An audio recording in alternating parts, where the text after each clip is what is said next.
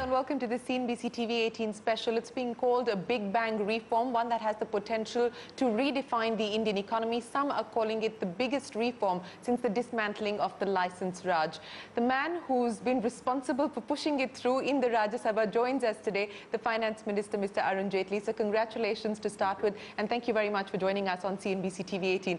You know, we were sitting in this room, sir, ahead of the session that just concluded to pass the Constitutional Amendment Bill, and you had told me that you will try and get the Congress to come on board. You will try and arrive at consensus, but if that was not the case, then enough was enough. What led to this conciliation? What finally led to the breakthrough with the Congress party? I can tell you, my honest intention always was to do it with a consensus as large as possible. And I explained the reasons for that in Parliament. The GST is not a partisan proposal. Every party in some way or the other has supported it. There are political issues which are holding it back. At the same time, you have every party which is a part of the governance structure, either at the center or the states. And therefore, the onus of implementation will be on the entire political system through its state governments. The Congress has state governments, the Samajwadi party is there, the left has state governments, you have the JDU, the Biju Janata Dal, the TDP, the TRS, the Trinamool. And you can't have a couple of state governments adopting a negative attitude. Sure. And then it won't work. So even though these were positioning exercises that we have the numbers, etc., because factually between the NDA and the regional parties which were supporting, we did have the numbers. Yes. But still the intention and the priority was to do it with a larger consensus. Now, we had a dialogue with the Congress party even earlier, but then I think politics came in between. I kept the dialogue on, and they had raised some concerns. Some of them were very difficult for us to accept. Some we had no difficulty at all. For instance, the language of the dispute redressal mechanism. The 1% manufacturing tax. Which we were all reconciled, which the manufacturing states had insisted. And then when the Congress realized that two of their issues were being substantially or partly addressed, and on the third one, we had a series of meetings with the Congress, and these meetings were also partly technical in character, not political. In one of them, the Revenue Secretary explained to them the figures in detail. Then there was which was a stand of the states, was explained by the Revenue Secretary. In a subsequent meeting, the Chief Economic Advisor explained to them his point of view. That there are genuinely two different views, and how we converge over the next few months on the rate between these two views. And therefore, the guiding principle that the states had put in the Empowered Committee meeting, I also acquainted them. And I'm glad they also saw reason that this is not the stage of the Constituent Assembly amendment. This is a stage which is an enabling provision is being made. Towards the GST bill, right. So at a subsequent stage, is there an intention to keep the rate modest? The intention is to keep the rate fair, not high, not low. And that fair should be that from the present levels it must come down, at least as far as manufacturing is concerned. And the states and the center must have enough to run the system. Sure. But let me ask you a specific question. So you talked about the many meetings that you had with the Congress party, and of course you reached out to all regional parties as well. But were there any specific conversations that you personally perhaps had with the Congress party leader Sonia Gandhi or with Vice President Rahul Gandhi? No, were they involved in any way? We had met Mrs. Sonia Gandhi much previously, earlier. yes. Particularly when the Prime Minister had invited her and Dr. Manmohan Singh. I had explained to Mrs. Gandhi. At that time, they voiced those three concerns of theirs and said that you please discuss with our team of leaders. And we then kept in regular touch. So as far as Mr. Azad is concerned, Mr. Anand Sharma is concerned, later Mr. Chidambaram joined them. And I think we kept in continuous touch with them, even in the Lok Sabha with some of their representatives I was in touch. Okay. Let me now talk to you about the contentious issue, sir, and that has to do with rates. Because I think the Chief Economic Advisor was one of the most talked about people in the parliamentary debate that we saw in the Rajya Sabha.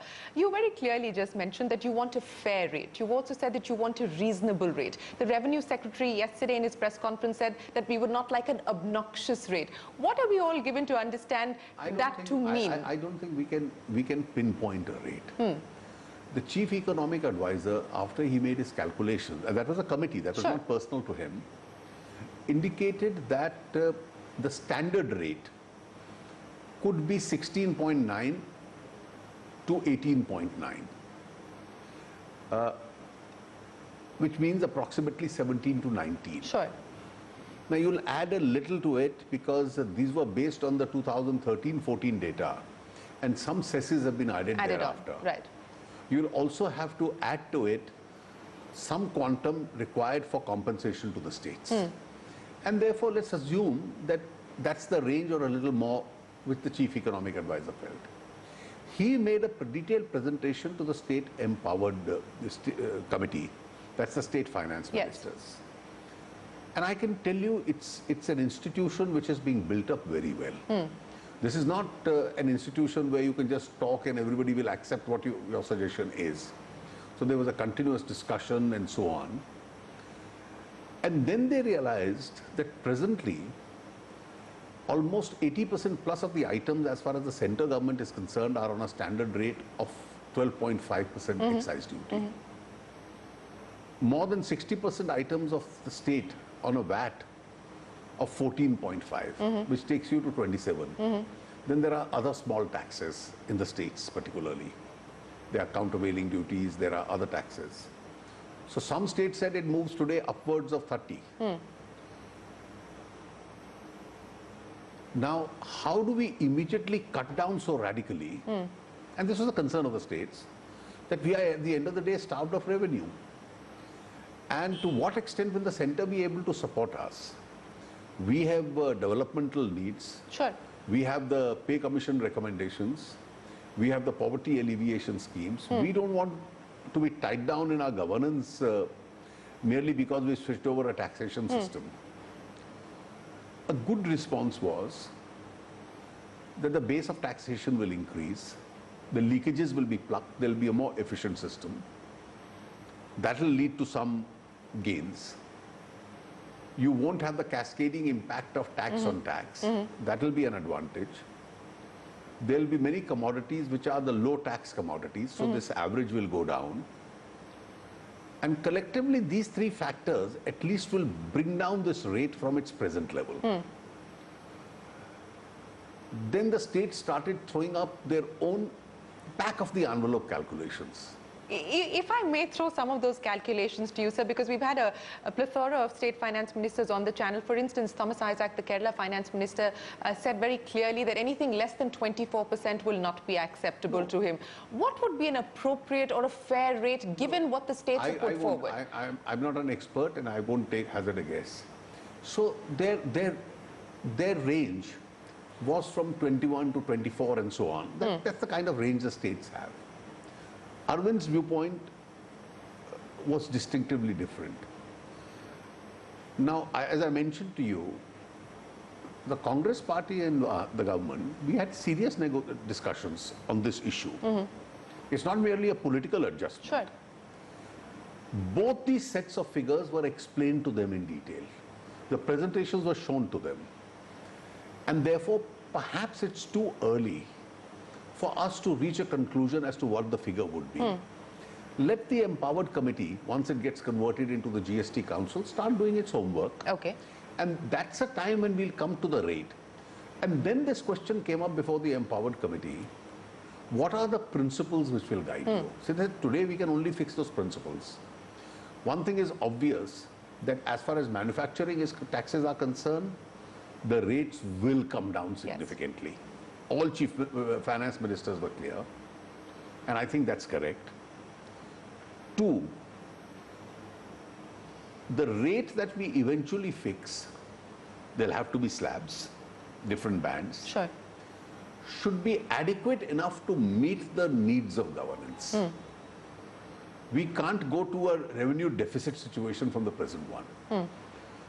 And the trend of present revenue and its incremental increases will have to be maintained.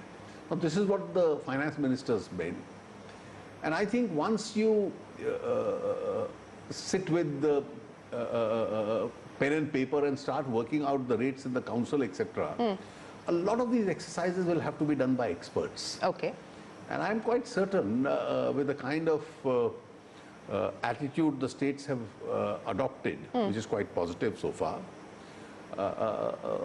things should move.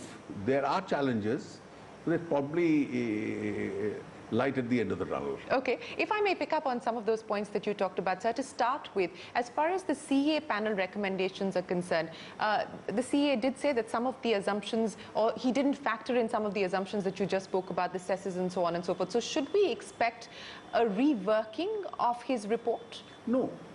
I think his report should be seen on its own merits. At that time when he was working, the 13-14 data in detail was available, so he worked on it. How that translates on basis of the 15-16 data, sure, I think you'll have to evolve. Okay. Secondly, the idea of compensation was born thereafter.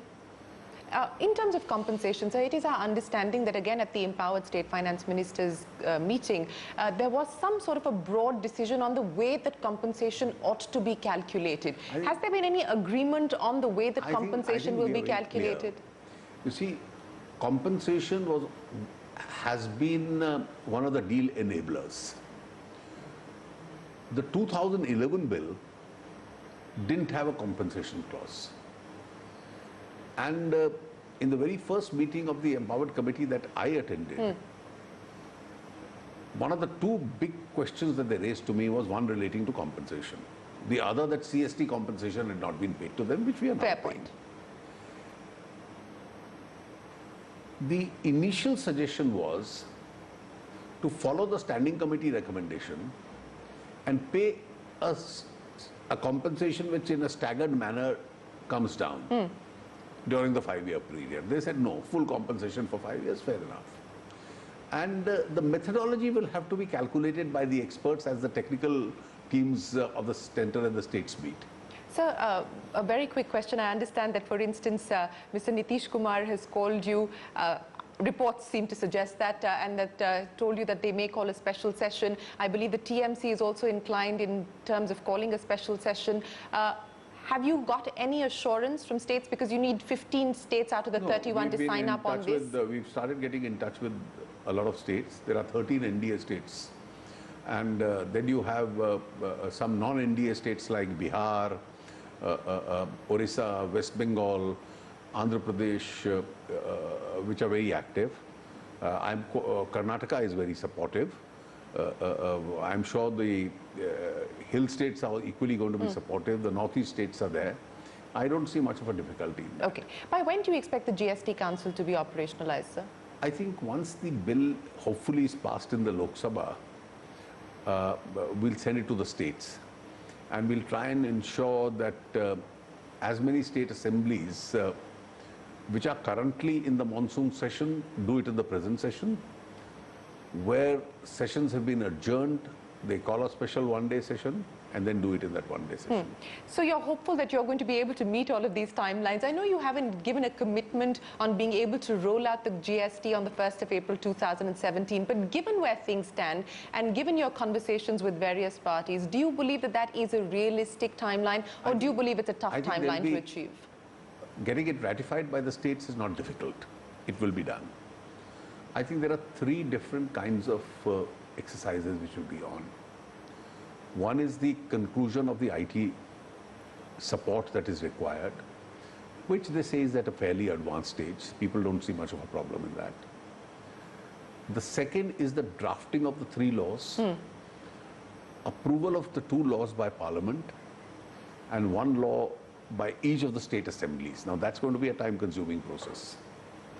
And thirdly, on the rate, as also on some technical procedures as to overlapping jurisdictions and so on, how to resolve the issue of dual control. Has there been any meeting of minds as far as the issue of dual control is concerned? I think it's converging towards a solution. It's converging towards a solution. Are states willing to concede, or is the centre willing to concede? It's not a question of conceding, who concedes. I think both are clear that the same assessee can't be assessed twice over. And therefore, to avoid that duplication and also avoid that whole process of each trying to snatch a particular assessee, there'll have to be systems in place and the clearly defined jurisdictions. That's what the states have said, and that's not unworkable. That's fairly workable. One of the other challenges that is going to put pressure on the eventual rate as and when it is decided by the GST Council is what will be excluded from the ambit of the GST and what kind of exemptions you will be able to keep and what kind of exemptions will go. Just on the question of exclusions, and you spoke in your speech in Parliament that petroleum, for instance, currently zero rated, but you believe and hope that it will be brought under the ambit of the GST. What about alcohol? Most states, as you said, have said no as far as GST is concerned. But stamp duty on property, electricity duties, are these likely to be continued to be kept out? Well, I think let's begin the whole system. A lot will depend on the success of the system.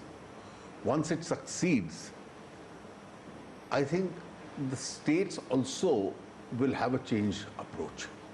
And that changed approach will be extremely helpful in further strengthening the system. Today, there was at least a legitimate fear of the unknown. And that is why there was initially some reluctance, which I think by now is over. Once the system starts functioning, these are to be discussed only at a very subsequent stage, when you've tasted the success of the system. In terms of what the impact is likely to be as far as the fiscal target is concerned, the fiscal deficit target specifically, and all of this will depend on the rate structure, all of it will depend on the compensation calculation. But what is your own sense at this point in time? Well, I think we'd like to keep the rate revenue neutral so that it doesn't adversely impact on the fiscal targets itself. So will we see any kind of provision being made in the next budget? Well, let's wait. We'll assess it at that stage itself. It's too early. Today we are in August. The budget is end February. So let me ask you now about where things stand as far as the economy is concerned. This is the big reform that everyone was waiting for. It continues to be a work in progress. What next now as far as the reform agenda is concerned? Well, I'll tell you, if you look at the last few months, they've been very difficult globally in terms of the economy. But for India, they've been relatively satisfying in a sense that a larger consensus is being built up on several issues. Two of our most important laws, the GST, and these are reform laws, and the bankruptcy, have not only been passed, they've been passed unanimously. And that, therefore, exhibits the intention of the Indian political system, including all parties in opposition, to actually have a rethink as far as the reform process is concerned. Before that, we had the Aadhaar bill, which of course the issue was money bill, not the whole concept of Aadhaar. On Aadhaar, I think there was a reasonable amount of unanimity. So the last 3 to 4 months have seen these major monumental changes which have been taking place.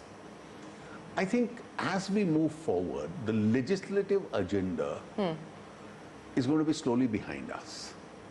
We have the Companies Act amendment which is pending. There's 1 or 2 other laws in the pipeline.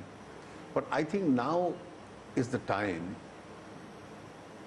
to look ahead in terms of several implementation issues. And in terms of implementation issues, with the good monsoon, hopefully a better rural demand, adding to some industrial activity in the country, I think the areas of concern now would be, one, banks, which is work in progress. Do you get any more comfort as far as the bank's NPA situation is concerned today? Well, I would say it is still a matter of concern. The banks are acting, they're trying to take steps, but the NPAs in those sectors are huge and the provisioning process is continuing. Therefore, but a lot of banks have actually shown operational profit. Now, some of the banks this quarter have not only shown operational profit, but even after provisioning have shown profit. So there is some turnaround taking place. I think ability of the banks to support growth and its corresponding impact on the private sector investment, these are the issues to concentrate on. Concentrating on the big projects. I think that's another important areas. some improvement has taken place as far as the discoms are concerned. But then getting them to be economically viable. And if I may extend that point just on the discoms, sir, because while the Uday scheme has taken off and most state governments have come on board, yet we don't really see a pickup in demand. We don't see power purchase agreements, for instance, being signed. Well, where do you see, how long? First two questions. Sure. How long will you see this? We are ahead of the global situation, but there is genuinely a global slowdown, and that's impacting us also. So in terms of demand, compared to what's happening in the rest of the world, and people have to resort to desperate measures like a negative interest rate or a 0.25% interest rate, currency devaluations. Now, these are all unconventional methods that the world is following. Fortunately, we don't have to go so far. And we are, on the contrary, thinking of how do we interact with these 2-3 challenges and probably move our growth rates upwards. Since you're talking about rates, we've got the credit policy, and this is the last credit policy under Raghuram Rajan. I won't ask you what you expect on the 9th of August, but let me ask you this in the context where things are globally as well as locally. Do you believe that there is room for rates to come down? Well, I think the RBI is going to announce it in a couple of days, and therefore it's not fair for me to really make a comment. Sure. So let me ask you about what has been notified today, which is the inflation target up to 2021, 4% plus minus 2%, which is what the government has told Parliament today.